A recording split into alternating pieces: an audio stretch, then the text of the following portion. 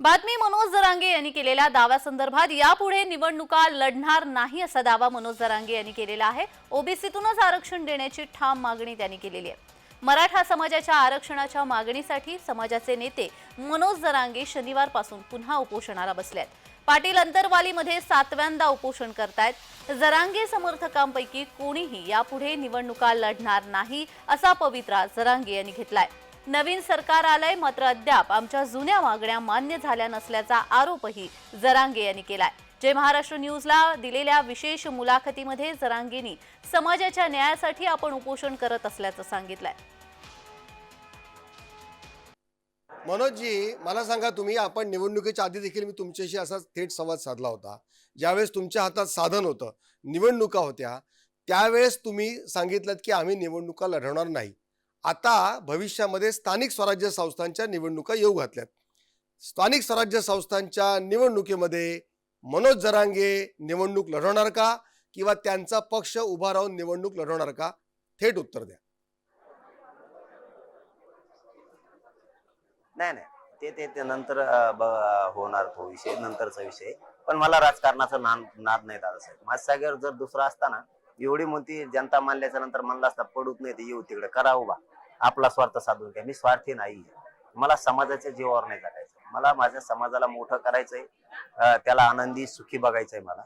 मी राजकारणाचा नादी नाही, आमचा काय धंदा नाही। आलं नाही दिलं सोडून असा समाज आहे आमचा। आणि समाज म्हणला काय गरज नाही आपल्याला, होत असं युती आपलं समीकरण जुळत आलं ठीक नाही, काय गुतलं नाही आपल्या याच्यावर। इतका समाज माझा प्रामाणिक आहे आणि त्या समाजाला मायबाप मानतो ना, त्याच्या जीवावरती मला माझी पोळी नाही भाजवायची। मी प्रामाणिक आणि मी माझ्या समाजाला रिझल्ट दिलेला आहे। मी मॅनेज होत नाही, फुटत नाही। मी राजकारणासाठी समाजाचा वापर नाही करत। त्यांची एकजुटीचा फायदा मला त्यांचे लेकरं मोठं करण्यासाठीच करायचा आहे, म्हणून तर जीवाची बाजी लावली मी।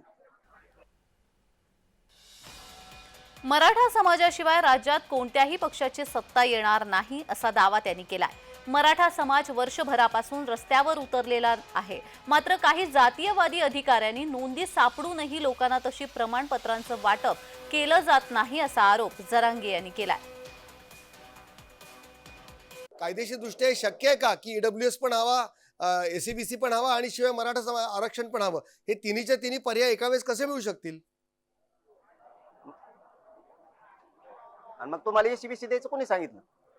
आमचं वाटोळा करायला ईडब्ल्यूएस का घातलं? आम्ही तुम्हाला कुणबीचं मागतोय आयुष्यासाठी, आम्हाला मग कोणत्या आरक्षणाची गरज नाही पडणार। केंद्रापासून राज्यापर्यंत आमचं ओबीसीचं कुणबी आरक्षण राहतंय ना आम्हाला। हे सरसकट द्या म्हणतो ना आम्ही, तुम्हाला बाकीच्या फांद्या फोडायची गरजच नाही पडणार।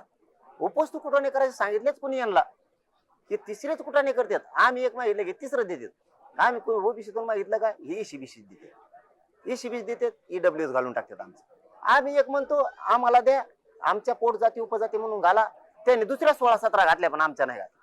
म्हणजे उलट्या खोपडीचीच काम आहे त्यांची। म्हणजे मराठा का संपवायचा? तुम्हाला एवढी का सोडभावना, एवढा का द्वेष करता यार तुम्ही? गरिबांनी काय केलं तुमचं? याचे दुष्परिणाम वाईट आहेत। हो,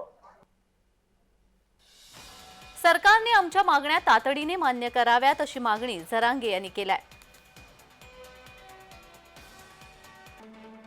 जरांगे यांनी काय मागण्या केल्या ते आपण पाहतोय। सरकारी नोंदीप्रमाणे मराठ्यांना कुणबी आरक्षण द्यावं अशी त्यांची मागणी आहे।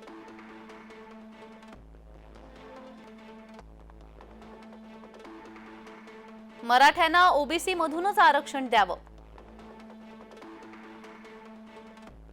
ओबीसीतील सगळ्या जातीच्या सगळे सोयऱ्यांना आरक्षण द्यावं, कुणबी नोंद सापडलेल्यांना पोटजात म्हणून आरक्षण द्यावं। सरकारने गुन्हे सरसकट मागे घेणार असं सांगितलं, मात्र त्यांनी अजून ते गुन्हे मागे घेतलेले नाहीयेत। राज्यातील मराठ्यांना सरसकट कुणबी प्रमाणपत्रांचं वाटप करण्यात यावं। एकनाथ शिंदेंनी स्थापन केलेल्या समितीला मुदत वाढ देण्यात यावी।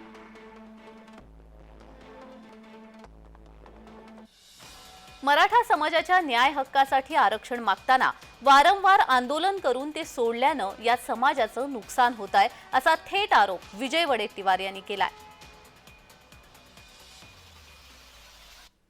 जरांगे पाटलांच्या आंदोलनाकडे सरकार कशा पद्धतीने निपटवतंय बघतंय तो सरकारचा विषय आहे। अलीकडे जे आम्ही महाराष्ट्रातील चित्र बघतो आहे आता काही आंदोलनाला धार काही दिसत नाही पूर्वीसारखी, आणि वारंवार आंदोलन करून अर्धवट सोडणं म्हणजे समाजाचं नुकसानही आहे.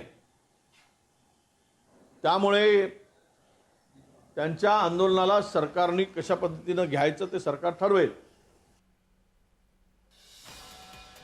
वडेट्टीवार यांच्या वक्तव्यावर जरांगेंनी तीव्र नापसंती व्यक्त करत वडेट्टीवार यांनाच आव्हान दिलंय.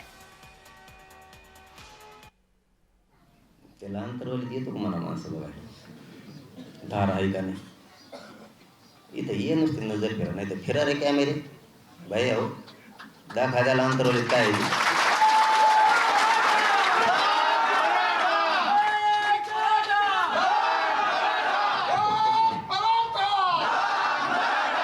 यांना खपतच नाही. आमचे लेकरं मोठे व्हायला लागले. निवडणुकीच्या टायमाला लागत आहेत मराठी प्रचाराला, पळ हे कर ते कर. आमच्या लेकरांचा आयुष्याचा विषय आला हे यांनी सुरू केलंच. पहिल्यासारखं राहिलं नाही ना. तो पहिले दिवस बघ म्हणा, पहिल्या दिवशी एवढे लोक असतात, एवढे लोक आहेत. आजच आमच्या मराठ्यांच्या नादी नाही कोणी लागू शकत. असा जर मराठ्यांचा अपमान केला तर मराठी लाखात पुन्हा उसळत आहेत. मराठ्यांना आरक्षण देण्यात काही नेते आणि अधिकारी सामील आहेत. आरक्षण विरोधी दोषींना समोर आणणार असल्याचा दावा जरांगे यांनी केलाय. जरांगेंची ही लढाई न्यायालयातही लढली जाते. त्यावर सरकार काय निर्णय घेणार याकडे विश्लेषकांचं लक्ष आहे. ब्युरो रिपोर्ट, जय महाराष्ट्र.